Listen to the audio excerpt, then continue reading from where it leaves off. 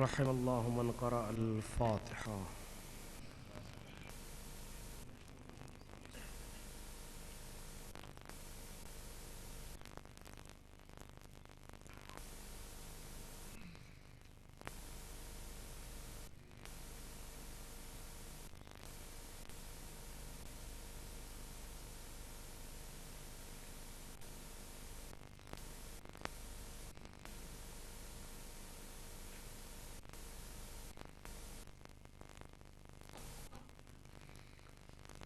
أعوذ بالله السميع العليم من الشيطان اللعين الرجيم.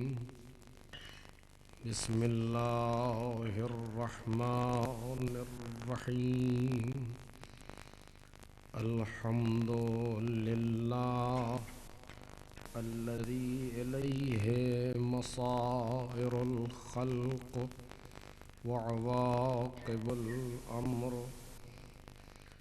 نحمده على عظيم إحسانه ونير برهانه ونوام فضله وامتنانه. حمدا يكون لحقه قضاء ولشكره أداء وإلى صوابه مقربا ولحسن مزيده موجبا.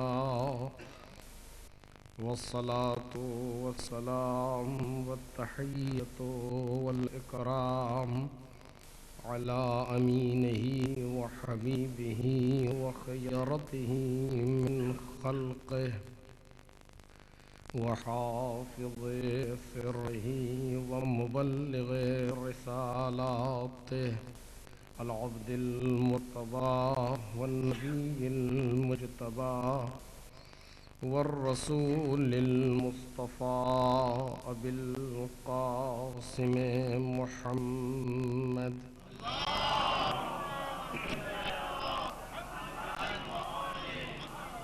وآله الأطيبين الأطهرين الأكرمين المعصومين المظلومين الذين أذهب الله عنهم الرجس وطهرهم تطهيرا.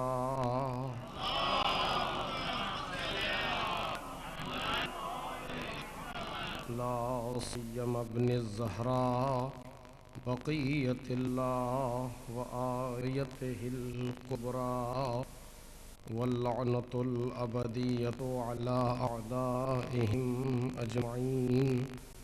أما بعد فقد قال الله الكريم في الذكر الحكيم: إنا عرضنا الأمانة على السماوات والأرض والجبال فأبينا أن يحملنها وأشفقنا منها وحملها الإنسان إنه كان ظلوما جهولا.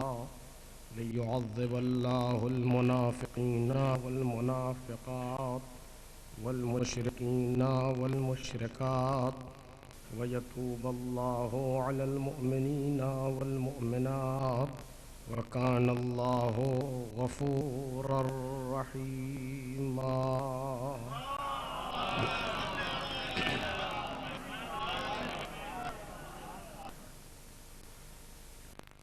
بزرگان محترم اور برادران عزیز، سورہ مبارکہ احزاب کی آخری دو آیتیں ہیں جن کے حوالے سے گفتگو جاری ہے۔ ارشاد جناب ربانی ہے کہ ہم نے امانت کو آسمانوں، زمین اور پہاڑوں کے سامنے پیش کیا تو انہوں نے اس امانت کو اٹھانے سے انکار کر دیا۔ اور اس سے خوف زدہ ہو گئے۔ انسان نے اس امانت کو اٹھا لیا، بے شک وہ ظلم کرنے والا ہے اور نادان ہے۔ اور یہ سب پروردگار عالم نے اس لیے کیا تاکہ وہ منافق مرد اور منافق عورتوں، مشرک مرد اور مشرک عورتوں پر عذاب کر سکے اور مومنین اور مومنات پر بازگشت کر سکے۔ اور بے شک خدا مغفرت کرنے والا اور رحمت کرنے والا ہے۔ اس سلسلے میں وہ موضوع جو زیر بحث ہے انسان اور امانت الہی ہے۔ سلسلہ گفتگو کا آج دوسرا مرحلہ ہے۔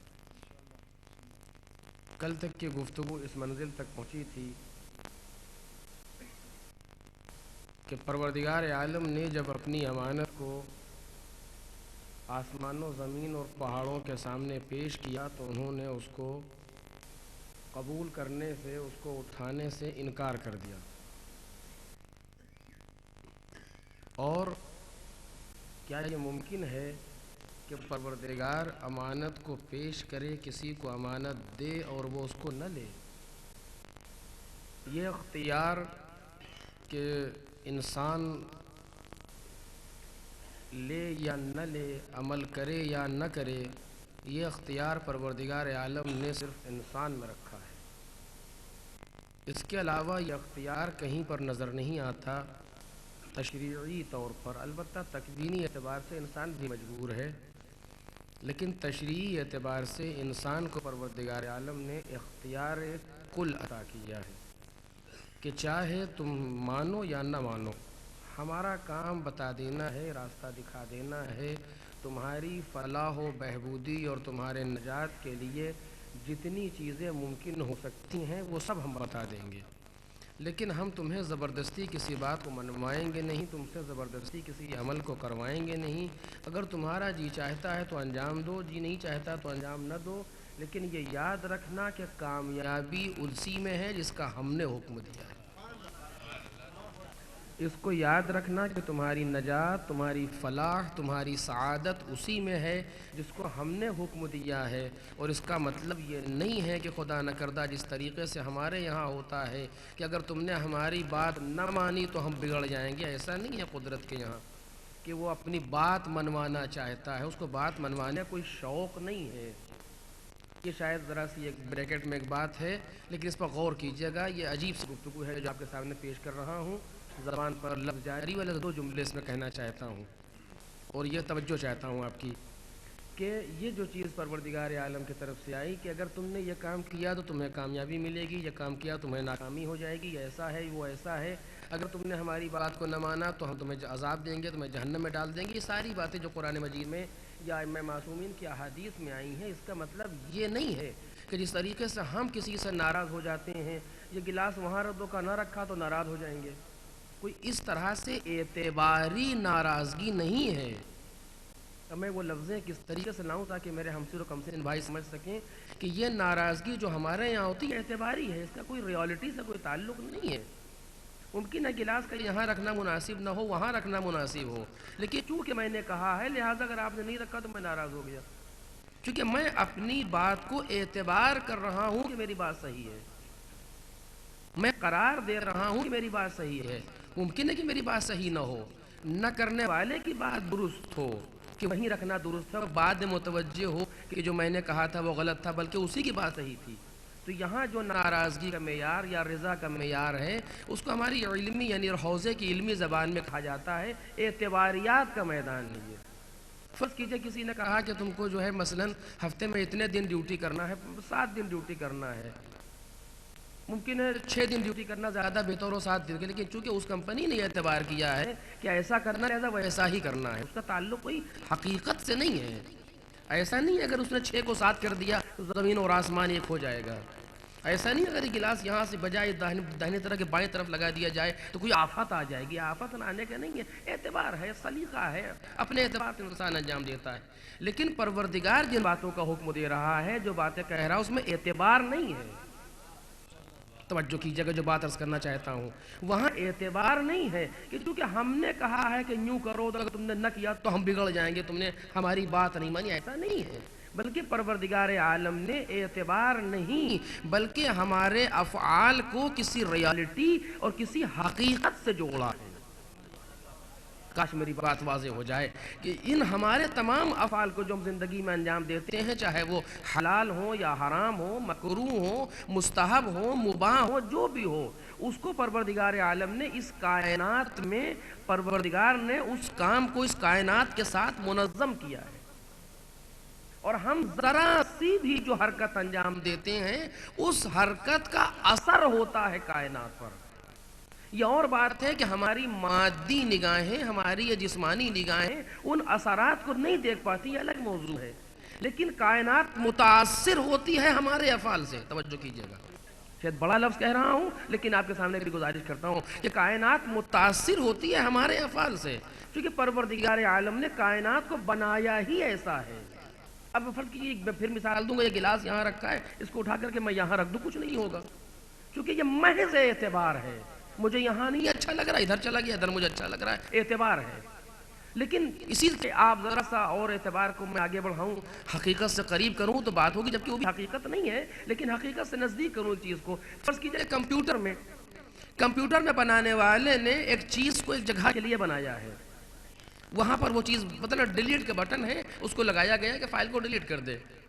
اب میں نے سوچا کہ نہیں، میں آج ڈیلیٹ کے بٹن دباؤں گا تاکہ میری فائل انسٹال ہو جائے، میں اعتبار کر رہا ہوں، کہا نہیں کر سکتے، کیونکہ وہ بنایا ہی گیا ہے فائل کو ڈیلیٹ کرنے کے لیے۔ آپ اس کو اگر چاہیں کہ انسٹال کرنے کے کریں تو نہیں ہو سکتا، جبکہ وہ کمپنی کا بہرحال اعتبار ہے، اگر وہ پلٹ دیتا، نام ادھر سے ادھر کر دیتا تو کوئی فرق نہیں پڑتا تھا، لیکن ہمارے اعتبار سے اثر پڑ رہا ہے۔ ایک انگلی جو کسی بٹن پر پڑ رہی ہے، یہ متاثر کر رہی ہے پورے نظام کمپیوٹر کو۔ میں نے ایک بات کہی، آپ اہل نظر ہیں، یہاں کہنا آسان ہے ان چیزوں کو، کہ ایک انگلی جو ہماری کی بورڈ پر ایسے پڑتی ہے، وہ کہیں نہ کہیں متاثر کر رہی ہے نظام کمپیوٹری کو۔ لیکن جو بچہ ہوتا ہے اس نے کہا کہ بابا ہم نے تو خالی ایسا کیا تھا، تم نے ایسا کیا تھا پوری فائل ڈیلیٹ ہو گئی، تو کہہ رہے ہم نے ایسا کیا تھا۔ آپ بگڑ رہے ہیں، کیونکہ وہ بچہ ہے، وہ محسوس نہیں کر رہا کہ ایسے کرنے سے کچھ ہوتا ہے۔ ایک صلوات کریں نا محمد اور آل محمد۔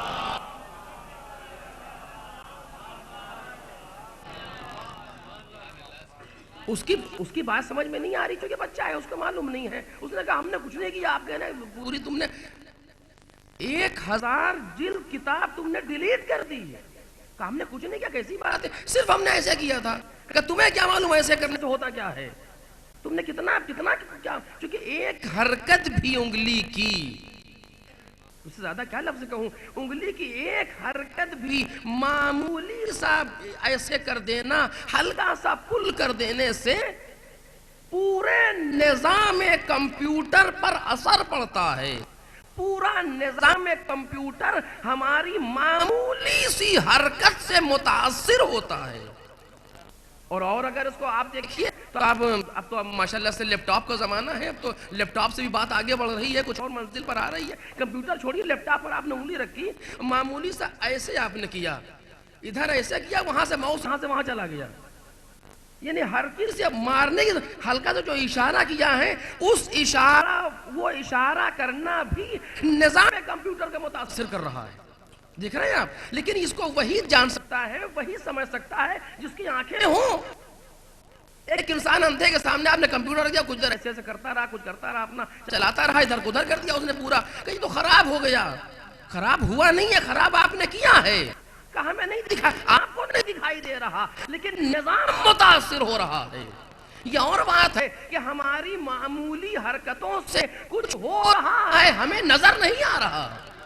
توجہ کیجیے گا، ہماری معمولی حرکتوں سے اس نظام کائنات میں کچھ ہو رہا ہے، ہم کو نظر نہیں آ رہا ہے وہ، لیکن پروردگار عالم نے اس کائنات کو ایسا کمپیوٹرائز بنایا ہے، اور کمپیوٹر کی ترقی بھی ابھی اتنی نہیں ہے ماڈرن، جتنا ماڈرن پروردگار عالم نے اس نظام کو بنایا ہے۔ ابھی کم ذہن انسانی اس منزل پر نہیں پہنچ سکا ہے کہ جس منزل پر مالک نے کائنات کو بنایا ہے. میں زیادہ بات نہیں کہنا چاہتا, صرف ایک حدیث یہاں پڑھ رہا ہوں, آپ مجھ سے شاید پہلے بھی کہی ہو, آپ محسوس کر لیں گے بات کو کہ حدیث میں یہ آیا کہ قبل ظہور حضرت علوم کے 27 حرف ہیں, علم کے 27 حرف ہیں. اب یہ حرف کیا ہے ہم نہیں سمجھ سکتے. 27 باب, 27 شاخیں جو بھی کہیے, 27 حرف ہیں علم کے. اور قبل ظہور حضرت دنیا صرف اور صرف 2 حرفوں تک پہنچ سکے گی. توجہ فرما رہے ہیں, اب یہ حدیث کے فقرے ہیں کہ قبل ظہور حضرت دنیا صرف 2 حصوں پر 2 حرفوں تک پہنچ سکے گی. اچھا ظہور کب ہے ابھی پتہ نہیں ہے, اور سائنس کی ترقی آپ دیکھ چکے ہیں. اس وقت تک ترقی کتنی ہو چکی ہے کہ ایک نقطے کے اندر پورا کتاب خانہ موجود ہے. آج اس ترقی میں ذرا سی ہر لمحوں کی حرکت میں یہاں سے ہزاروں مائل کے فاصلے تک آپ کی آواز جا رہی ہے بغیر کسی چیز کے. اب تو وائرلیس انٹرنیٹ موجود ہے باقاعدہ, آپ لیے چلیں, سڑک پہ کھڑے ہو گئے, شروع ہو گئے, کہاں امریکہ سے بات کر رہے ہیں. اچانک نہ کچھ بھی نہیں ہے اس میں, کیسے اتنی ترقی ہو چکی ہے. اور ابھی یہ ترقی کہاں پہنچے گی؟ ظہور کے پہلے تک. اور ظہور جب ہوگا تو اس کے بعد 25 حرف اور کشف ہوں گے. ایک صلوات پڑھیں محمد اور آل محمد.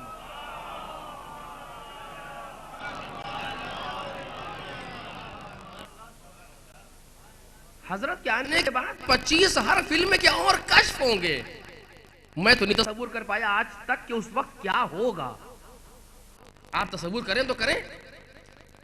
اور ایک لفظ جلدی سے کہہ رہا ہوں, آپ سے غور کیجئے گا, بات کہیں سے کہیں چلی جاتی, لیکن بہرحال روک رہا ہوں. یہ دشمن کی سازش ہے کہ حضرت کو اس طریقے سے پیش کیا گیا ہے ہمارے سامنے کہ ہم سوچتے ہیں کہ نہ آئے تو بہتر ہے.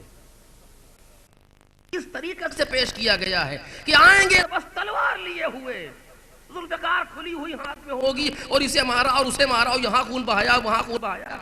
ایسا جنگجو تصور دیا ہے دشمن نے ہمارے سامنے کہ لوگ سوچتے ہیں جب تک نہ آئیں گے تو جان بچی رہے گی.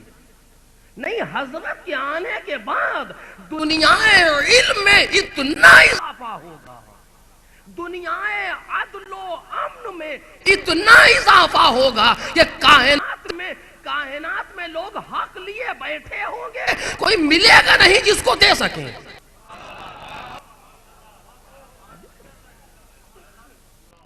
کہ جہاں پر سفر کر جائے گی ایک خاتون بصرے سے کوفے تک, حدیث میں آیا مثال کے لیے سمجھانے کے لیے, اور اسے رات میں درندوں تک کا خوف نہیں ہوگا. نظام عدل و امن کا عالم یہ ہوگا ان کے آنے کے بعد. ہم سمجھتے ہیں وہ مارنے کے لیے آ رہے ہیں فقط, بس ذوالفقار نہیں ہے, اس کو یہاں مارا, وہاں گردن اڑائی, اسے یہاں کاٹا. ایسا تو نہیں ہے. وہ نظام عدل لے کر کے آنے والا آ رہا ہے, وہ پیغمبر امن کا نمائندہ ہے, وہ دین امن کو پہنچانے کے لیے آ رہا ہے. تو غرض کے میں عرض کر رہا تھا کہ 25 حرف علم کے ان کے آنے کے بعد کشف کریں گے تو دنیا کہاں پہنچے گی. آپ سوچئے کہ پروردگار عالم نے کتنا منظم اس کائنات کو بنایا ہے کہ جہاں تمام علوم استعمال کر دیے گئے ہیں جو قدرت کے اپنے ہو سکتے ہیں اس کائنات کے لیے, جتنی کائنات میں گنجائش ہے. تو ہماری معمولی سے حرکت تو کائنات کو متاثر کر رہی ہے اپنے کمپیوٹر پر, اور پروردگار کے نظام میں کوئی اثر نہیں پڑا ہماری حرکت کی وجہ سے. کپڑے سے نہیں رہا ہے, ہم دیکھ نہیں رہے ہیں. میں مثال کے طور پر, یہ بات خیر حجت نہیں بن سکتی, لیکن میں صرف تقریب ذہن کے لیے عرض کر رہا ہوں. جناب امام خمینی کو ان کے بیٹے احمد خمینی نے خواب میں دیکھا. صرف ذہن کو پہنچانے کی حجت نہیں یہ بات, اس کو دلیل نہ سمجھیے گا, صرف ذہن کو قریب کرنے کے لیے کہہ رہا ہوں کہ احمد خمینی نے اپنے باپ کو خواب میں دیکھا. تو پوچھتے ہیں کہ بابا ذرا بتائیے ادھر کیا حال ہے, کیسی گزری کہ یہاں سے جانے کے بعد. تو کہیں گے احمد بس کچھ نہ پوچھو, یہ سمجھ لو یہ ہاتھ جو اوپر آ کے نیچے آتا پروردگار اس کا بھی حساب لے لیتا ہے. یہ جو ہاتھ ایسے کیا جا رہا ہے اس کا بھی حساب قدرت لے لیتی ہے. اچھا یہ کنایا بھی ہو سکتا ہے, بہت سی چیزیں سے واضح بہت سے پوچھا گیا, ان کا جانتے کہ نہیں یہ جو ایسے کیا ہے یہ زہر ہے. محسوس کر رہے ہیں جو میں کہنا چاہتا ہوں؟ ہوتا نہیں ہوتا اس طرح سے؟ فلاں صاحب کے بارے میں آپ جانتے ہیں، تو یہ جو یوں جو کر دیا ہے یہ زہر ہے، قتل کر دیا آپ نے اس کو، یہ خالی ایک اشارے سے قاتل ہو گیا وہ میری نظر میں، لیکن ہم محسوس نہیں کر پائے اس کو، ہم سمجھتے ہیں خالی قتل تلوار سے ہوتا ہے، تلوار سے بدن قتل ہوتا ہے، اس سے کردار قتل ہو رہا۔ ایک صلوات پڑھیے محمد اور آل محمد۔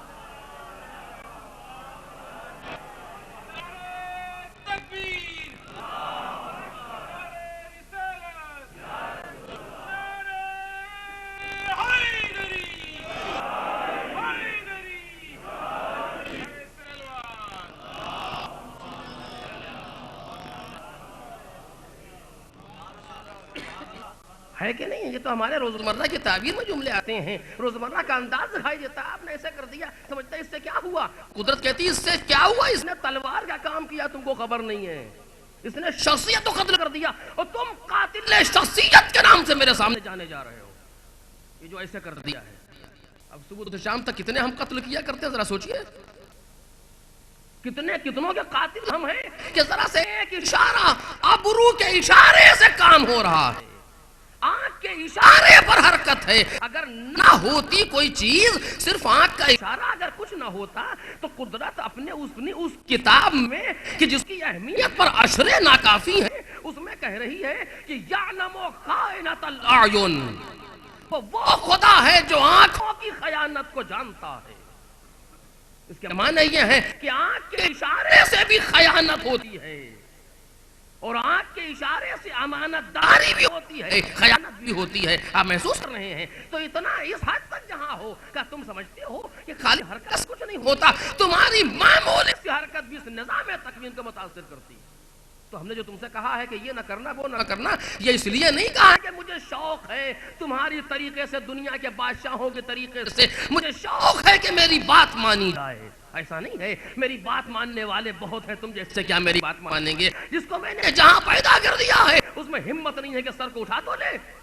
اگر میں بات منوانے پر آ جاؤں تو تمہارے اندر یہ طاقت نہیں کہ ہماری بات کو نہ مانو، لیکن میں جو کہہ رہا ہوں اسی میں تمہاری نجات ہے، میں جو کہہ رہا ہوں اسی میں تمہاری فلاح ہے۔ جس طریقے سے کمپیوٹر کی بنی ہوئی کمپیوٹر کے ساتھ ایک کتاب سامنے آ رہی ہے، اس پر لکھا ہوا ہے، اگر آپ نے بٹن دبایا تو فائل گئی، بٹن دبایا تو ڈیلیٹ ہو گئی، اور ڈیلیٹ کی بٹن دبا دیا پروردگار یہ فائل نہ جانے پائے، تو کمپنی ہنسے گی نہیں؟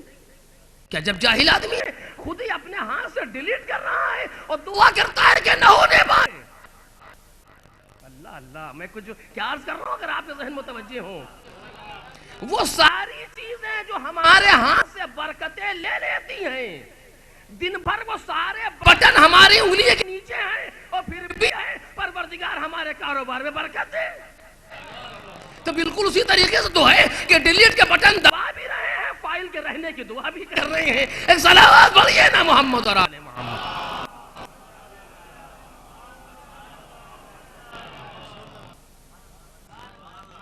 تو یہ نظام کائنات، یہ نظام کائنات میں پروردگار عالم نے اس کو ایسا بنایا ہے کہ جہاں ذرا ذرا سے فعل پر، ذرا ذرا سے چیز پروردگار عالم کے لیے متاثر کر رہی ہے۔ تم نے صدقہ دے دیا، عمر بڑھ جائے گی، صدقہ دے دیا، کاروبار برکت ہوگی۔ اس کے معنی یہ نہیں کہ ہم نے خالی یہ اعتبار کیا ہے، ہم نے اعتبار نہیں کیا ہے، ہم نے اس کائنات کو ایسا بنایا ہے۔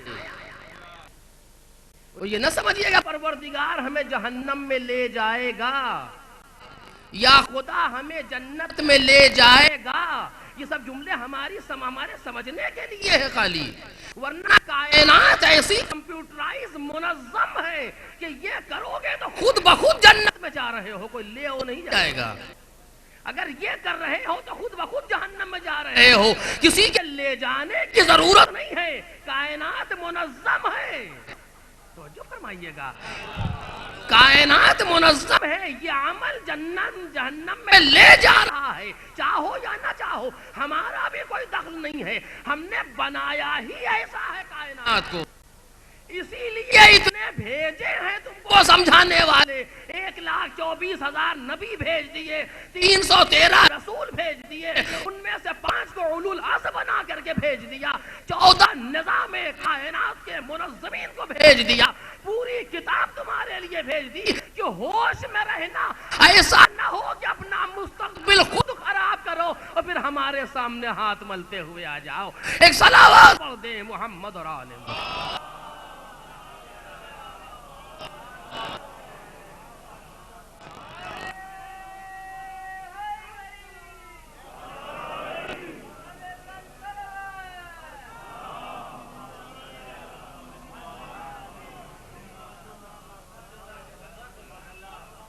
تو ہم نے اس کائنات کو منظم ایسا کیا ہے۔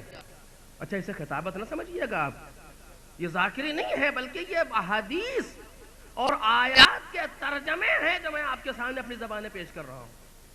میں ایک حدیث آپ کے سامنے اور ایک آیت پڑھ رہا ہوں تاکہ بات ہماری واضح ہو جائے۔ بیچ میں آ گئی بات، میں سوچا کہ کچھ اس موضوع پر گفتگو ہو جائے۔ آگے قرآن مجید نے فرمایا کہ لو ان اہل القری آمنوا واتقوا لفتحنا علیہم برکات من السماء، کہ اگر یہ زمین والے، اگر یہ لوگ ایمان لے آئیں اور تقوی اختیار کریں تو ہم ان کے لیے آسمان کی برکتوں کے دروازے کھول دیں گے۔ لفتحنا علیہم برکات من السماء، آسمان سے برکتیں ان کے لیے نازل ہونے لگیں گی۔ اس کے معنی یہ نہیں ہے کہ پروردگار ہمارا منتظر ہے کہ تم ایسا کرو تو ہم ایسا کریں، نہیں نہیں، مطلب یہ ہے کہ ہم نے برکت آسمانی کی دو بٹن بنائے ہیں، دو اس کے لیے دو سوئچ ہیں جو ہم نے لگائے ہیں، ایک کا نام ایمان ہے، دوسرے کا نام تقویٰ ہے۔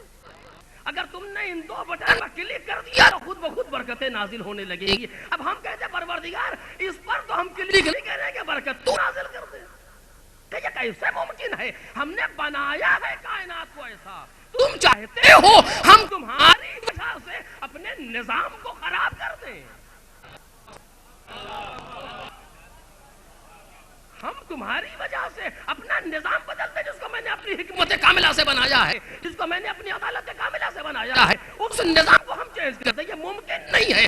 اگر چاہیے برکتیں تو ایمان لاؤ، تقوی اختیار کرو، دیکھو کیسی برکتیں آتی ہیں، دیکھو کیسی برکتیں آتی ہیں۔ ادھر سے دیکھیں، دوسری حدیث پڑھ رہا ہوں آپ کے سامنے، اس یہ بات ختم ہو جائے گی اس لفظ پر۔ جناب امام کاظم علیہ الصلوۃ والسلام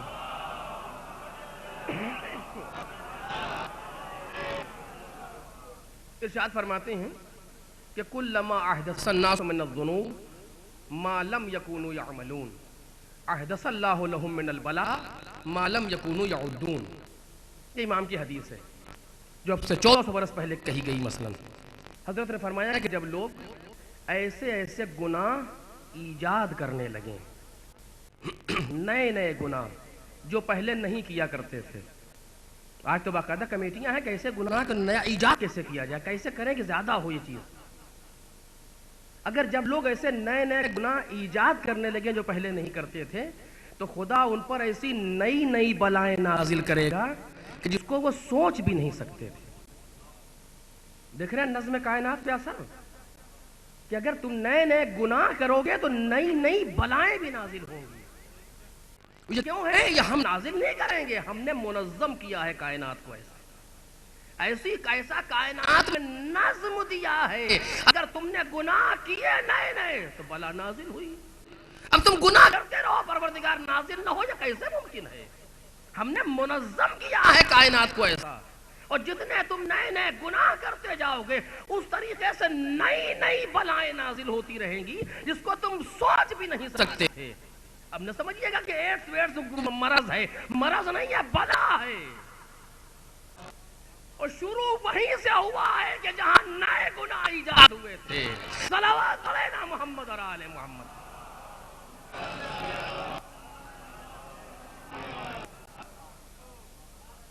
بھئی کون سوچ سکتا تھا کہ سمندر کی تہ میں زلزلہ آئے گا اور اس سے سونامی جیسی چیز ایجاد ہو جائے گی؟ کون سوچ سکتا تھا کہ تم نے نئی نئی چیزیں پانی کے اوپر ایجاد کی، ہم نے نئی نئی چیز پانی کے تہ میں ایجاد کر دی۔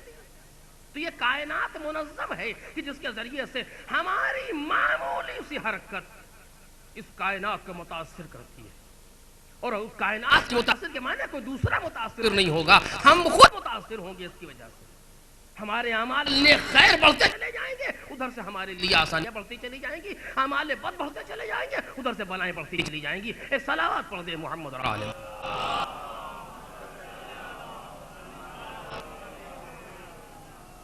تو یہ بات شروع یہاں سے ہوئی تھی کہ پروردگار عالم نے کسی کو اختیار نہیں دیا ہے سوائے انسان کے کہ جو اس کے عالم میں کوئی مشکلات ایجاد کر سکے.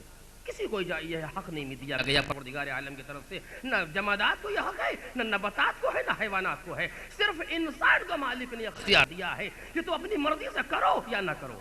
وہ بھی تشریح میں تکوین میں تم کچھ نہیں کر سکتے. جو ہم نے جیسا بنایا ہے تم کو اسی کے مطابق زندگی گزارنا ہے. لیکن اپنے مستقبل کو طے کرنے کے لیے، جنت و جہنم کو طے کرنے کے لیے ہم نے تمہیں اختیار دیا ہے. ہم تمہیں نہ یہاں لے جائیں گے نہ یہاں لے جائیں گے. بتا ضرور دیں گے کہ یہ راستہ یہاں جاتا ہے، یہ راستہ یہاں جاتا ہے. اگر اس پر چل رہے ہو تو وہیں جاؤ گے، یہاں نہیں جاؤ گے. اگر اس پر چل رہے ہو تو یہیں جاؤ گے، وہاں نہیں جاؤ گے. مثقال ذرۃ بھی تم پر ظلم نہیں کیا جائے گا.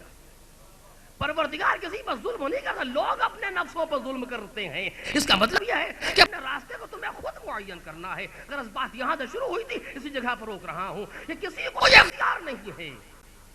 جب یہ اختیار نہیں ہے تو پھر فَأَبَيْنَا مِنْهَا کے معنی کیا ہے؟ توجہ کہ ہم نے اپنی امانت کو، اتنی دیر میں تو یہ بات واضح ہو گئی کم از کم کہ ہم نے اپنی امانت کو، یا ہم نے امانت کو، ایک خاص امانت کو آسمانوں زمین اور پہاڑوں کے سامنے پیش ان کا ہم نہیں کرتے. ہم اس کو نہیں اٹھا سکتے. اس سے خوف زدہ بات وہ واضح ہو گئی کہ اس سے خوف زدہ ہو گئے. یہ ممکن ہے کسی کے اندر خوف، وہ الگ مسئلہ ہے. یہ ممکن ہے کہ مالک پیش کرے کوئی اٹھائے گا، اس کو کہہ دے کہ ہم نہیں اٹھائیں گے. پھر اس کا مطلب نہیں، یہ تو ہو ہی نہیں سکتا ہے ان کے سامنے، چونکہ ان کے اندر یہ طاقت نہیں ہے کہ پروردگار کے سامنے منع کر سکیں. تو پھر مطلب کیا ہے؟ کا مطلب کچھ اور ہے. وہ کیا مطلب ہو، توجہ کیجئے گا، وہ کیا مطلب ہو سکتا ہے جو پروردگار عالم اس آیت بیان کرنا چاہتا ہے کہ ہم نے امانت کو پیش کیا، انہوں نے اٹھانے سے انکار کر دیا. یہ عرضنا الامانت، ہم نے امانت کو پیش کیا. عرض کے معنی میں پیش کیا. اس پیش کا مطلب کچھ اور ہے. توجہ کیجئے گا، اس پیش کرنے کا مطلب کچھ اور ہے. کیا ہم سمجھتے ہیں کہ جس طرح سے ہم پیش کرتے ہیں کہ ہاتھوں پہ لیے ہوئے خداوند عالم امانت کے لیے آیا، امانت لیے ہوئے کو زمین کے سامنے، اس کو آپ اٹھا لیجئے، اس نے کہا ہم نہیں اٹھا. آسمان کے پاس گیا پروردگار، آپ اسے اٹھا لیں. اس طرح سے تو نہیں ہے. پھر کیا مطلب ہے اس امانت کو پیش کرنے کے معنی کیا ہے؟ توجہ کیجیے. جب پروردگار عالم نے امانت کو پیش کیا ہے، اس پیش کرنے کے معنی کیا ہے؟ یہ ویسے نہیں پیش ہے جیسے ہم ایک دوسرے کے سامنے اپنے ہدیے کو پیش کرتے ہیں. اس طرح سے نہیں ہے. کہ پھر کیا ہے؟ علماء نے بیان کیا کہ اس عرض امانت کے معنی یہ ہیں. بہت توجہ میرے عزیزو. اس عرض امانت کے معنی یہ ہیں کہ پروردگار عالم نے ایک طرف اپنی امانت کو رکھا اور ایک طرف آسمان کو رکھا، اور دونوں کی صلاحیتوں کا مقایسہ کیا. کاش میری بات واضح ہو جو کہنا چاہتا ہوں. دونوں کی صلاحیتوں کا مقایسہ کیا. ادھر مالک کی امانت ہے، ادھر آسمان ہے.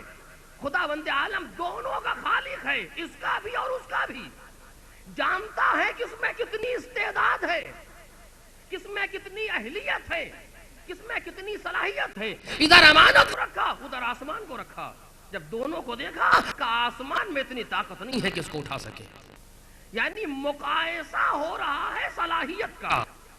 جو امانت میں وزن ہے، جو امانت میں کیفیت ہے، یہ آسمان میں نہیں ہے. ان آسمان میں اس کے تحمل کی طاقت نہیں ہے. جس طریقے سے آپ کہیں کہ اپنے بچے کے لیے کہ میں یہ اتنا وزن ہے، 50 کلو کی بوری ہے، کہ میرا بیٹا اس کو نہیں لے جا سکتا. کیونکہ آپ بیٹے کی طاقت کو بھی جانتے ہیں، اس بوری کے وزن کو بھی جانتے ہیں. جب دونوں طاقتوں کا آپ نے مقایسہ کیا کہ نہیں میرا بیٹا اس کو نہیں اٹھا سکتا، میں جانتا ہوں اس کے اندر اتنی طاقت نہیں ہے. اسی طریقے سے پروردگار عالم نے دونوں کا مقایسہ کیا. امانت کو دیکھا، آسمان کو دیکھا کہ یہ نہیں اٹھا سکتا. اس میں اتنی طاقت نہیں ہے جو امانت کو اٹھا لے. لیکن اس کیفیت کو بیان کیا جا رہا ہے عرض امانت کے ذریعے سے.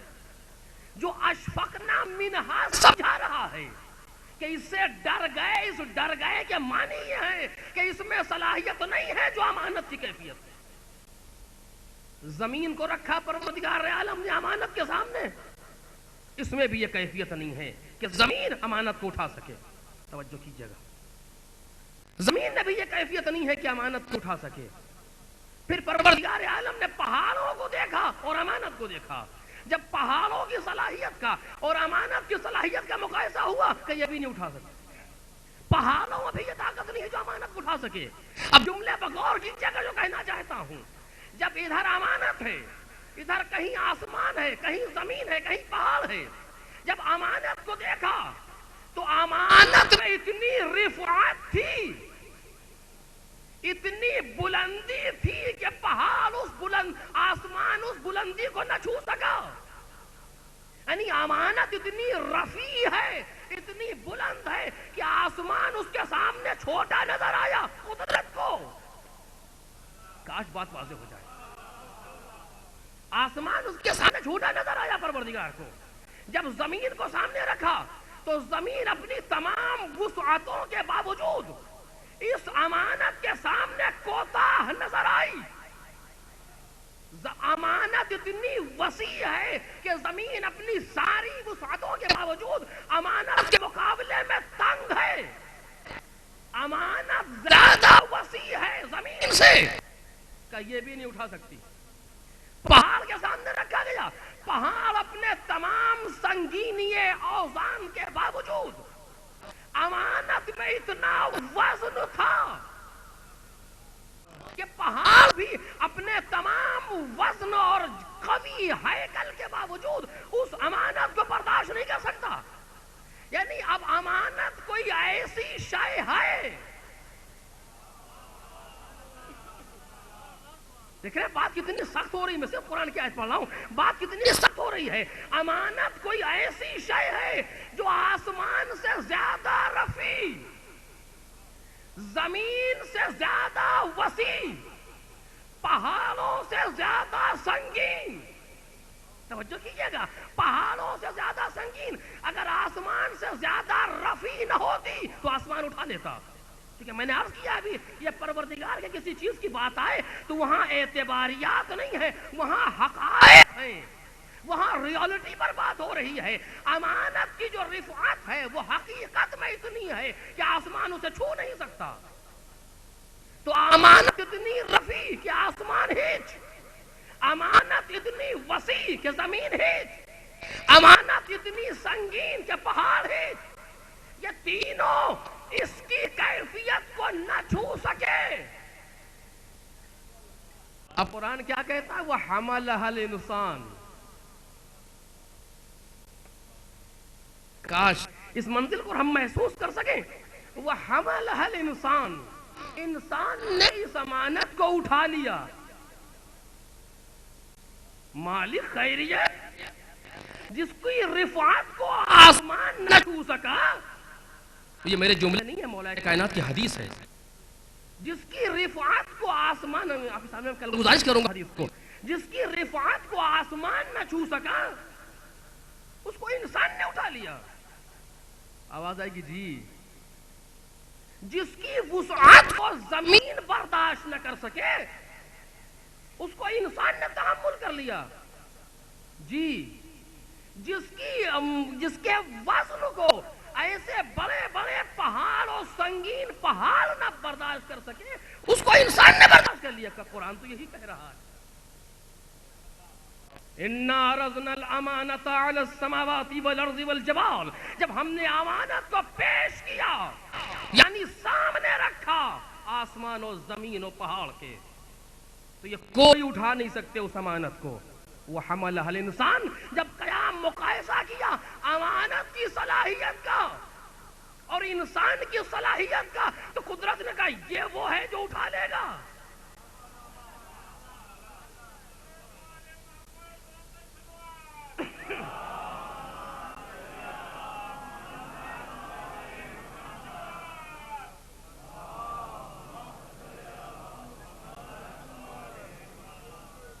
بھائی آپ دیکھتے ہیں کسی کلب میں کوئی کہیں پر ٹیم جاتی ہے ورلڈ کی کھیلنے کے لیے، وہاں مقابلہ ہے کسی سے، سامنے پہلوان آیا، یہاں سے پوری ٹیم گئی ہے اس ملک سے اپنے اپنے پہلوانوں کو لے کر کے، استاد نے دیکھا اس نے کہا تم جاؤ.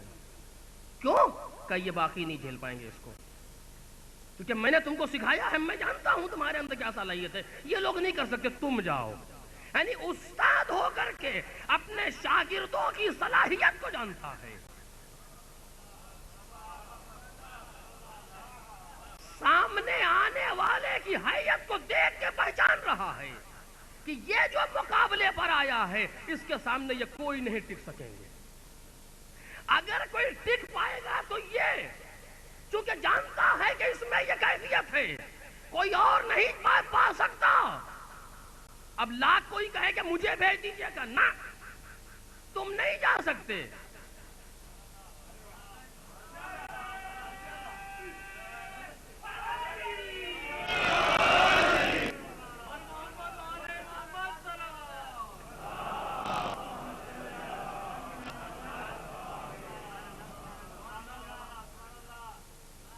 لیکن کبھی کبھی ہوتا یہ ہے کہ بعض جگہوں پر کہ جو دوسرے شاگرد ہیں وہ مانے کیسے. اب آ گئی یہ بات، دو جملے سن لیں اس مقام پر، مانے کیسے. اگر ہم کو بھیج دیتے تو ہم بھی یوں کر دیتے. کہا نہیں کر سکتے ہو تم، ہمیں پتا ہے. کہا نہیں کر کیسے نہ دیتے. اب وہ مانے گا نہیں، اب لا کے یہ نہیں مانے گا تو کہیں کہیں اس سے تم چلے جاؤ. ایک آدھ کو بھیجا، نتیجہ وہی نکلا جو استاد پہلے سے جانتا تھا. کہ دیکھا میں سمجھ رہا تھا، اب دیکھنا کل جب مقابلہ ہوگا تو اس کو بھیجوں گا. ایک صلوات پڑھیے محمد اور آل محمد.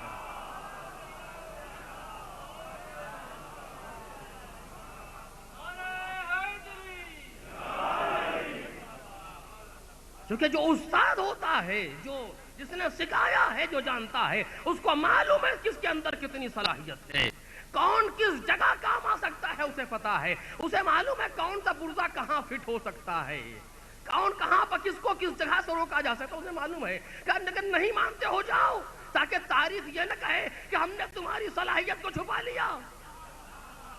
تاریخ کے دامن پر آ جائے کہ میں جو کہہ رہا ہوں صحیح کہہ رہا ہوں. مطلب تمہیں معلوم کیسے ہوتا؟ جاؤ جا کے حوصلہ نکال لو. جب دیکھ لیا گیا کہ چلے آئے جس طرح گئے تھے صاحب، اور کہیں پر کوئی مشکل پیدا نہ ہوئی، بحمداللہ.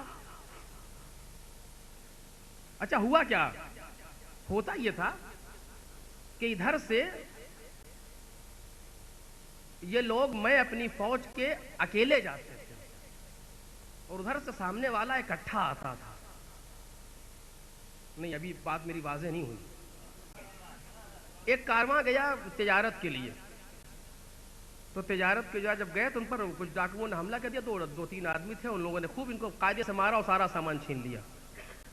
تو جب واپس آئے کہنے کیا ہوا، لوگ پوچھ رہے تم 100 آدمی تھے؟ کہ نہیں، ہم 100 آدمی اکیلے تھے، وہ 2 اکٹھا تھے.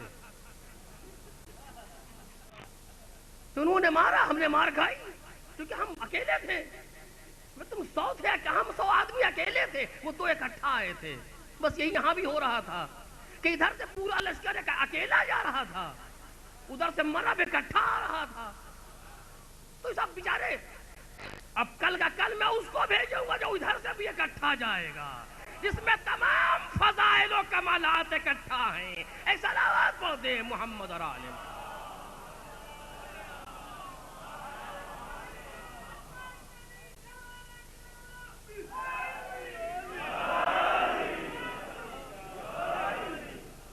ایک صلوات پڑھے محمد اور آل محمد.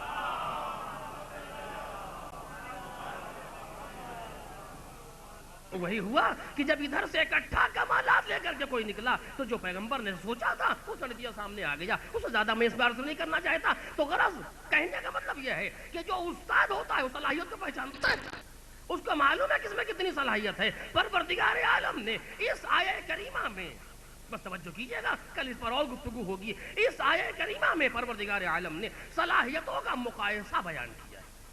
اس سے آسان لفظ میرے پاس نہیں ہے. صلاحیتوں کا مقایسہ کیا ہے. ادھر اپنی امانت کو رکھا، ادھر آسمان کو دیکھا، زمین کو دیکھا، پہاڑ کو دیکھا. کہ یہ تینوں بیان نہیں کر سکتے. آسمان اور زمین، پہاڑ کسی وجہ سے ذکر ہو رہے ہیں، جس وجہ کا میں نے تذکرہ کیا ہے. کل آپ کے سامنے مدلل کروں گا اس کو حدیث کے ساتھ میں، کہ آسمان کو کیوں کہا، اتنی پوری مخلوقات میں آسمان کا تذکرہ کیوں کیا، تاکہ ہماری امانت کی رفعت معلوم ہو. تم ہماری امانت کی بلندی کو پہچان سکو، لہذا میں آسمان کا تذکرہ کر رہا ہوں۔ بلندی کی جہت سمجھانا ہے، بلندی کی سمجھانا ہے امانت کے لیے، کہ امانت کوئی ایسی شے ہے جس میں اتنی بلندی ہے کہ آسمان میں نہیں ہے۔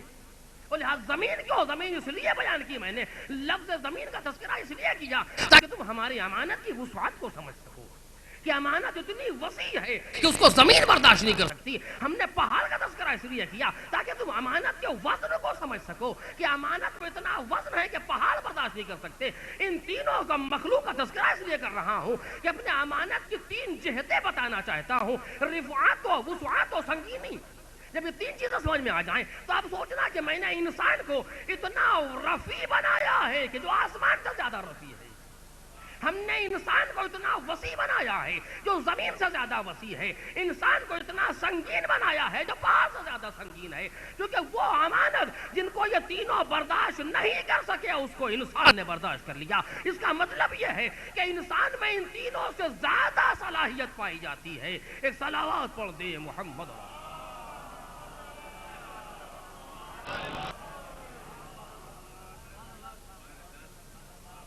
اب اس منزل تک گفتگو آ گئی، دامن وقت میں زیادہ گنجائش نہیں ہے، بات اسی جگہ پر روک رہا ہوں، باقی باتیں آپ کے سامنے پھر ہوں گی کہ جو ہم سمجھتے ہیں انسان کو وہ اور ہے، اور جو قدرت انسان کو سمجھتی ہے وہ اور ہے، کہ ہم جس چیز کو محسوس کر رہے ہیں انسان کے حوالے سے وہ دوسری چیز ہے۔ ہم سمجھتے ہیں یہ 60-70 کلو کا ایک چیز ہے جو کائنات پر حرکت کر رہی ہے، کہ خدا آواز دیتا ہے، اس کو آسان نہ سمجھنا، اس میں اتنی رفعت ہے کہ آسمان سے اونچا اٹھ سکتا ہے، اس میں اتنی وسعت ہے کہ زمین سے زیادہ پھیل سکتا ہے، اس میں اتنی سنگینی اور وزن پایا جاتا ہے کہ پہاڑ سے زیادہ سنگین۔ اسی لیے حدیث نے کہا کہ مومن وہ ہے کہ لا یحرکہ العواصف، المؤمن کالجبل الراسخ لا تحرکہ العواصف۔ مومن ایک پہاڑ ہے، ایک محکم پہاڑ کی طرح سے ہے، کوہ محکم کے طریقے سے ہے جسے کوئی آندھی ہلا نہیں سکتی۔ انسان اگر اپنی انسانیت پر آ جائے، حیوانیت کو چھوڑ کر کے، کیونکہ انسان میں دو جنبے ہیں، حیوانیت اور انسانیت، میں انشاءاللہ آپ کے سامنے تذکرہ کروں گا جبکہ یہ لفظ صحیح نہیں استعمال کر رہا ہوں، لیکن بہرحال حیوانیت انسان کا جنبہ ہے اور روحانیت جنبہ ہے، لیکن میں اس روحانیت کو انسانیت سے تعبیر کر رہا ہوں کہ یہ دو رخ ہیں انسان کے اندر۔ اگر انسان اپنی طاقت دکھانے پر آ جائے تو کائنات کی کوئی شے اس کو روک نہیں سکتی، یہ اپنا کام کرتا ہے چاہے کتنا بڑا کچھ ہو جائے۔ آپ نے دیکھا نہیں ہے شیطان نے بزرگ کے سامنے کہ جو پوری کائنات پر آج یہ نہ سمجھیے کہ انا ربکم الاعلی فقط فرعون نے کہا تھا، آج بھی کتنے ہیں جو اپنی اپنی زبانوں میں انا ربکم الاعلی کہہ رہے ہیں، لیکن ان کے سامنے بھی کوئی ایک جیالا اٹھتا ہے۔ شیطان بزرگ اتنا بڑا کائنات کا اس دنیا کا سب سے بڑا انسان جس کو کم ظرف سمجھتے ہیں، کم ظرف جس کو سب سے بڑا انسان سمجھتے ہیں، اس کے سامنے ایک انسان کھڑا ہوتا ہے اور وہ حرکت کرتا ہے جس کے لیے دل چاہیے۔ اور آپ نے دیکھا، اور آج بھی یہ اتنی بڑی سنت ہے کہ آج دنیا میں جو مظاہرے ہو رہے ہیں ان کا آر وہی بن گیا جو اس نے پھینکا۔ اتنی بڑی جرات دے گیا پورے زمانے کو ایک انسان، کس میں طاقت تھی یا کسی میں نہیں تھی، انسان یہ کر سکتا ہے۔ آپ طاقت کا ملاحظہ کر رہے ہیں، غرض کی یہ تو ایک اعتباری چیز ہے، لیکن میں حقائق کا گفتگو کروں گا انسان کے لیے، یہ کتنا پروردگار عالم نے اس کو دیا ہے، اگر یہ اپنی طاقت دکھانے پر آ جائے تو دنیا اس کے سامنے انگوش بدندہ رہ جاتی ہے۔ یہ اور بات ہے کہ ہم اپنی صلاحیت کو نہ پہچانیں، یہ دوسرا مسئلہ ہے کہ ہم اپنے آپ پر متوجہ نہیں ہیں تو قدرت کیا کرے۔ قدرت نے سمجھا دیا کہ ہم نے تمہیں اتنا عظیم بنایا تھا تو اپنے آپ کو خود گرا رہے ہو تو ہم کیا کریں۔ اب اس کے بعد انشاءاللہ جو آیت میں اور رموز ہے جتنا مجھ سے ہو سکتا ہے گزارش کروں گا، تو انسان میں اتنی طاقت موجود ہے، اگر اپنی طاقت دکھانے پر آ جائے تو کائنات کوئی شے کے سامنے ٹک نہیں سکتی۔ بس عزیزو، لیکن بعض جگہ پر انسان اپنی طاقت کو روک لیتا ہے کسی بڑی مصلحت کی وجہ سے۔ وہ دوسرا میدان ہے، اور اس کے لیے بھی طاقت چاہیے کہ جہاں اپنی طاقت کو کوئی روک رہا ہو کسی بڑی مصلحت کے لیے، اس کے لیے بھی طاقت چاہیے. تو وقت کی بات جو پابند رسن ہے زینب، وقت کی بات جو پابند رسن ہے زینب، ورنہ عباس سے بھائی کی بہن ہے زینب. کون سمجھ سکتا ہے کہ جناب زینب میں طاقت کتنی پائی جاتی ہے؟ زینب اگر اپنے آپ پر آ جائے تو نظام کائنات میں تہوانہ کر دے. اور ایسا نہیں ہے کہ جناب زینب نے اس اختیار کو دکھایا نہیں ہے. راوی کہتا ہے میں نے دیکھا کہ ایک بلند قد بی بی شتر پر بیٹھی تھی، کچھ کہنا چاہتی تھی تو دشمن اس کی بات سننا نہ چاہتے تھے، اس لیے کہنے نہیں دے رہے تھے. کوئی شور کرنا، کوئی شادیانے بجانے لگتے تھے، کوئی تالی بجانے لگتے تھے، عورتیں ہلیلا کرنے لگتی تھیں عرب کی، تاکہ یہ کچھ کہہ نہ سکے. آپ سوچ رہے ہیں ایسے عالم میں، اس پر تو گفتگو ہونی چاہیے کہ آپ سوچئے کہ ایسے عالم میں خاتون کی زبان کھل جائے، یہ معجزہ ہے. ایسی خاتون جو کبھی نامحرم سے ہم کلام نہ ہوئی ہو. لیکن خیر میں ایک دوسری بات کبھی انشاءاللہ عرض کروں گا آپ کے سامنے، اور اس میں کہ جہاں کوئی سننا نہیں چاہ رہا، سامنے سارے کے سارے دشمن ہیں، یہ بھوکی بھی ہے، یہ پیاسی بھی ہے، عزیز مردہ بھی ہے، ساری چیزیں ہیں، مظلوم بھی ہے، اسیر بھی ہے، تو ادھر سے دشمن بات سننا بھی نہیں چاہتے ہیں. اس کے بعد وہ راوی کہتا ہے میں نے دیکھا کہ جب محسوس کیا بی بی نے کہ یہ مجھے بولنے نہ دیں گے، تو ایک لفظ کہا ہے، ایک جملہ صرف عربی کا، کہتی اسکتو، خاموش. کہتے ہیں اس جملے کا اثر یہ تھا کہ اونٹ کے گلے میں پڑی ہوئی گھنٹی ٹھہر گئی. یہ مقتل کے جملے ہیں، تاریخ جو کر رہا ہوں، کتابت نہ سمجھیے گا. اونٹ کے گلے میں پڑی ہوئی گھنٹی اگر ادھر آئی تھی تو ادھر نہیں جا سکی. اس لفظ اس کتو کے بعد پن ڈراپ سائلنٹ تھا پورے مجمع پر، سینوں میں سانسیں حبس ہو گئی تھی. زینب کے جملے کے بعد کیا ہوا تھا؟ یہ کیا کیا تھا جناب زینب نے؟ زینب یہ بھی کر سکتی تھی، اب یہ باتیں طولانی ہیں لیکن میں جلدی جلدی گزارش کر رہا ہوں، جناب زینب یہ بھی کر سکتی تھی پروردگارا انہیں خاموش کر دے، لیکن یہ نہیں کیا. کہتی ہیں اس کو تو خاموش. تم نے ابھی پہچانا کیا ہے کہ میں کون ہوں؟ تم سمجھتے ہو تم نے ہمارے بھائیوں کو مار دیا تو ہم مجبور ہو گئے؟ تجھے کیا معلوم کہ زینب کی ہستی کیا ہے؟ ایک لفظ اس کتو سے، جس کے ایک لفظ سے مجمع پر موت جیسا سناٹا جاری ہو جائے، اگر وہ چاہے تو کیا نہیں کر سکتی، لیکن کر سکنا اور ہے، اور کسی بڑی مصلحت کے لیے اپنی طاقتوں کو روک لینا اور ہے. یہ کمال زینب ہے کہ اتنا اختیار رکھتے ہوئے بھی پروردگار کے دین کی خاطر زینب اپنے اختیار کو روکے. بس عزیزو، آج 13ویں محرم تھی. تاریخ کہتی ہے آج ہی کا دن وہ دن تھا جس دن شہداء کی لاشوں کو دفن کیا گیا.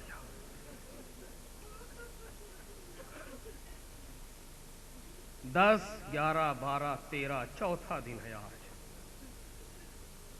آج کے دن نہر علقمہ کے پاس ایک قریہ تھا، ایک گاؤں تھا جس کو جہاں بنی اسد رہتے تھے. بنی اسد کی عورتیں پانی لینے کے لیے علقمہ پر آئیں تو کیا دیکھتی ہیں؟ کچھ لاشیں پڑی ہیں اور جن سے خون تازہ ٹپک رہا ہے. یہ لوگ مارے گئے ہیں 10 کو، 3 دن گزر چکے ہیں. کربلا کے اس صحرا میں، اس تپتی دھوپ میں یہ لاشیں 3 دن پڑے رہے ہیں. 3 دن اور 3 رات گزر جانے کے بعد خون تازہ ٹپک رہا ہے. ایسا لگ رہا ہے جیسے ابھی شہید ہوئے ہوں. یہ عورتیں واپس گئیں، جا کر کے اپنے شوہروں سے بلایا اور ان سے کہا، تو انہوں نے کہا کہ ہاں ہم شرمندہ ہیں، یہ سب اولاد رسول ہیں. یہ اصحاب رسول ہیں، یہ اولاد رسول اس میں تھیں، حسین ابن علی تھے، فلا فلا تذکرے کیے گئے. ہم شرمندہ ہیں کہ ہم نے دشمن کے خوف سے ان کا ساتھ نہیں دیا. تو خواتین و عورتیں کہتی ہیں کہ اگر تم نے کم از کم اپنے اوپر یہ ننگ و یہ آر لے لیا کہ تم نے اولاد رسول کا ساتھ نہیں دیا، تو کم از کم یہی کرو کہ ان کے لاشوں کو دفن کرو، تاکہ کچھ تو ذلت تم سے کم ہو جائے. لوگ بیلچے اور بیل لے کر کے وہاں سے چلے آئے ہیں، چاہتے ہیں کہ سب سے پہلے لاش حسین کو دفن کریں، کیونکہ فرزند رسول ہے، امام وقت ہے. لاش حسین کو دفن کریں، لیکن ڈھونڈ رہے ہیں، پہچانتے نہیں ہیں یہ کون سا لاش ہے.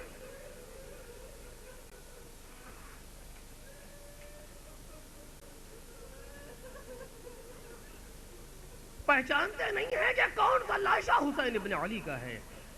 میں کہوں گا دیکھو جس لاشے پر سب سے زیادہ تیر لگے ہوں، سمجھ لو کہ وہی لاش حسین ہے، اس لیے کہ 4000 تیر اندازوں کا نشانہ اکیلا حسین.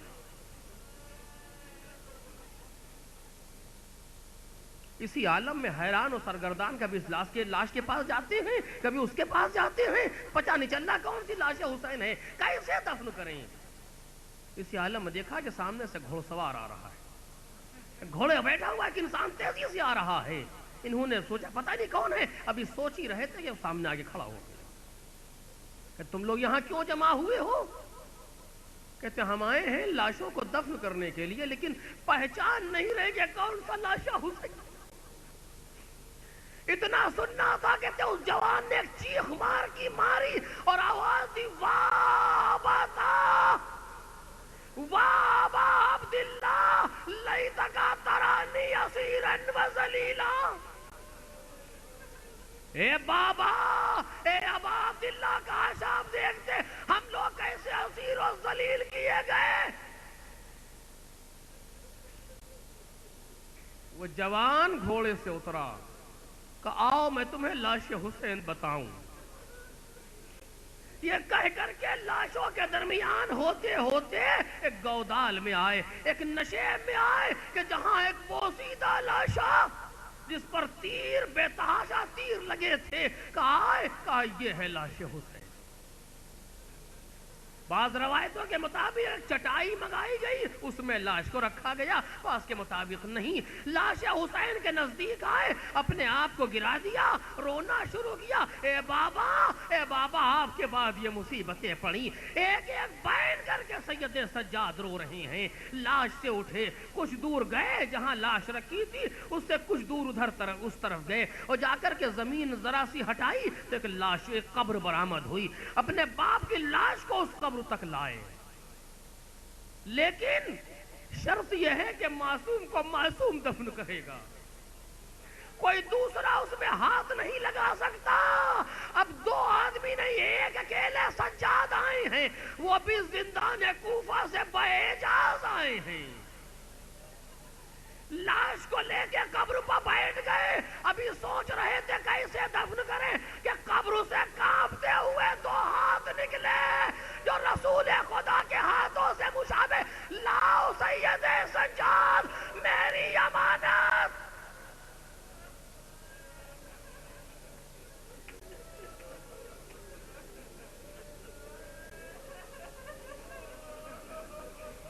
لاشے کو دفن کیا، اسی کے قریب حکم دیا ایک اور قبر کھو دی گئی جس کو آج گنج شہیداں کہا جاتا ہے، امام حسین سے بالکل نزدیک قبر حسین سے، اور اس میں تمام لاشوں کو ایک ایک دفن کروایا امام سجاد نے. پھر پوچھتے ہیں سارے لاشیں دفن ہو گئے؟ اس پوچھنے کا مطلب یہ نہیں ہے کہ معلوم نہیں ہے، لیکن دیکھنا چاہتے انہوں نے کچھ دیکھا کہ نہیں. سارے لاشیں دفن ہو گئے تو کہتے ہیں بھائی ایک لاشا نہر کے کنارے پر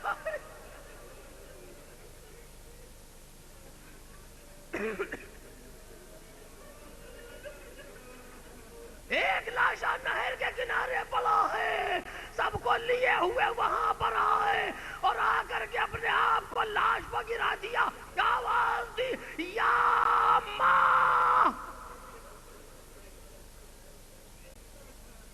اے چچا آپ نہ ہوئے کوفے کے بازار میں کہ دیکھتے کس طریقے سے اہل حرم آواز دے رہے تھے واہ محمد.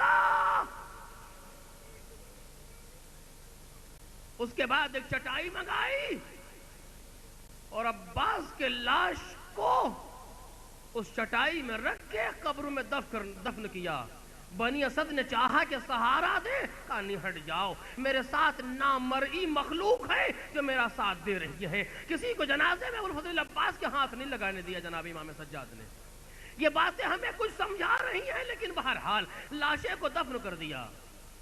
دفن کر کے جانے لگے، بنی اسد نے دامن تھام لیا. اے آنے والے، تو نے انہی لاشوں کی قسم ہے کہ یہ بتا دے کہ تو کون. اتنا سننا تھا کہ آواز دیتے نہ پہچانا. میں حسین ابن علی کا بیٹا سید سجاد ہوں، ابن زیاد کے قید خانے سے آیا ہوں، وہی واپس جا رہا. بات تمام ہو گئی. میں نے آمدنی جملہ کہا تھا ایک جگہ پر رک کر کے، اسی کو 2 جملوں میں کہہ رہا ہوں. جناب سید محمد مہدی بحر العلوم کے زمانے میں جناب عباس کی قبر کا ایک حصہ خراب ہوا، اس میں تعمیر کی ضرورت تھی. 1212 ہجری میں جناب بحر العلوم کا انتقال ہوا ہے، اس کے پہلے کا یہ واقعہ ہے.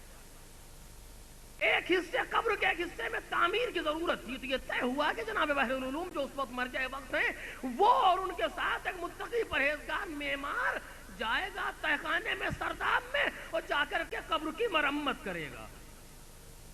جناب مہدی بحر العلوم اور وہ معمار دونوں تہ خانے میں اترے. جب قبر کے نزدیک گئے تو وہ معمار ایک بار قبر کو دیکھتا ہے اور ایک بار ان کا چہرہ دیکھتا ہے. بس آخری جملہ عزیزو، کبھی قبر کو دیکھتا کبھی ان کو دیکھتا. مجھے کچھ کہنا چاہتے ہو؟ کہا آقا اگر اجازت ہو تو ایک سوال کروں. کہا پوچھو کیا پوچھنا ہے. کہا میں نے یہ سنا بھی ہے ذاکرین سے اور کتابوں میں پڑھا بھی ہے کہ عباس بلند قد تھے، اور اتنا قد بلند تھا کہ جب گھوڑے پر بیٹھتے تھے تو پیر زمین پر آتے تھے. کہاں؟ کہا لیکن یہ قبر اتنی چھوٹی کیوں ہے؟ کیا ہمارا سنا ہوا واقعہ غلط ہے یا قبر کے چھوٹے ہونے کا کوئی دوسرا راز ہے؟ میں اتنا کہنا تھا. دیوار سے سر لگایا اور رونا شروع کیا. اتنا روئے کہ ہچکیاں بند گئی. وہ معمار گھبرا گیا. آخر ہوا کیا؟ پوچھتا کوئی غلطی کر دی میں نے؟ کہا نہیں، تیرا سوال صحیح ہے، جو تو نے سنا ہے وہ صحیح ہے، لیکن ہائے عباس، جب سید سجاد دفن کرنے کے لیے آئے تو بدن کا جو حصہ اٹھاتے تھے وہ جسم سے الگ تھا. لاشے کو تلواروں نے ٹکڑے ٹکڑے کر دیا. سید سجاد نے ابوالفضل عباس کے لاش کے ٹکڑوں پر جمع کر کے ایک حصیر میں دفن کیا ہے. قبر کیسے بڑی؟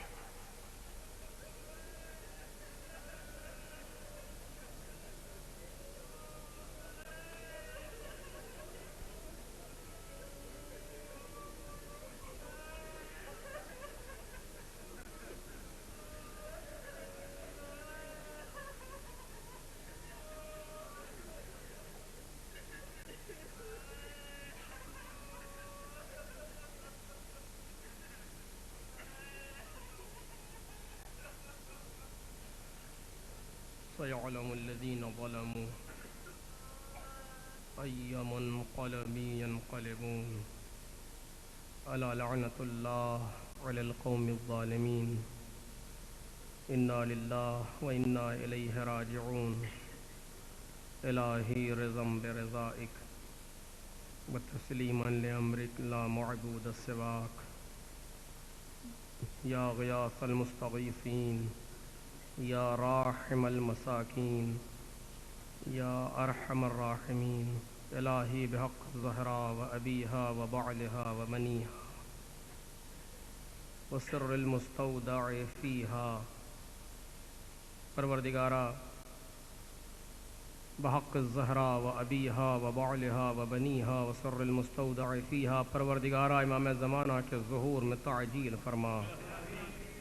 پروردگارہ ہم سب کو ان بزرگوار کے لیے اعوان و انصار میں شمار فرما۔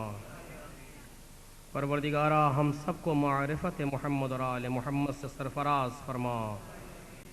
پروردگارہ ہم سب کے دلوں میں دن بدن محبت محمد اور آل محمد کو اضافہ فرما۔ پروردگارہ ہم سب کو شفاعت محمد اور آل محمد سے بہرہ مند فرما۔ پروردگارہ دنیا اور آخرت میں ایک لمحے کے لیے بھی ہم سب کو محمد اور آل محمد سے جدا نہ فرما۔ پروردگارہ بحق محمد و آل محمد ہمارے گناہوں کو معاف فرما، ہماری خطاؤں سے درگزر فرما، دنیا اور آخرت میں ہمارے عیوب کی پردہ پوشی فرما، مریضوں کو شفا عطا فرما، مرحومین کی مغفرت فرما، پرچم اسلام کو سر بلند فرما، پرچم کفر و نفاق و شرک کو سرنگوں فرما، مقامات مقدسہ کی حفاظت فرما، مراج کرام کے سائے کو ہم سب کے سروں پر دوام فرما۔ پروردگارہ جہاں جہاں بھی محمد اور آل محمد کے چاہنے والے ہیں، خصوصاً ہنگوں میں جہاں پر کچھ ہنگامہ ہے، پروردگارہ ان تمام کی جان و مال، عزت و آبرو کی حفاظت فرما۔ دشمنان محمد اور آل محمد اگر قابل ہدایت نہیں ہیں تو نیز تو نابود فرما۔ پروردگارہ ہم سب کو ایسا بنا کہ جب ہمارے شکستہ دل امام کی نظر ہم پر پڑے تو ان کا دل خوشحال ہو۔ پروردگارہ اس قلیل عمل کو اپنی بارگاہ کرم میں قبول فرما۔ یا من یقبل الیسیر ویعفو عن الکثیر، اقبل منا الیسیر واعف عنا الکثیر انک انت الغفور الرحیم۔ حضرات، ایک مرتبہ سورہ حمد اور 3 بار سورہ اخلاص کی تلاوت فرما کر اور مرحومین جن کے نام اس رقعے میں لکھے ہیں ان کی روح کو احسال فرما دیں۔ ربیہ بیگم، رباب زہرا، فیض الفقار علی کے والدین، محمد عقیل کے والدین، حاجی محمد امین کے والدین۔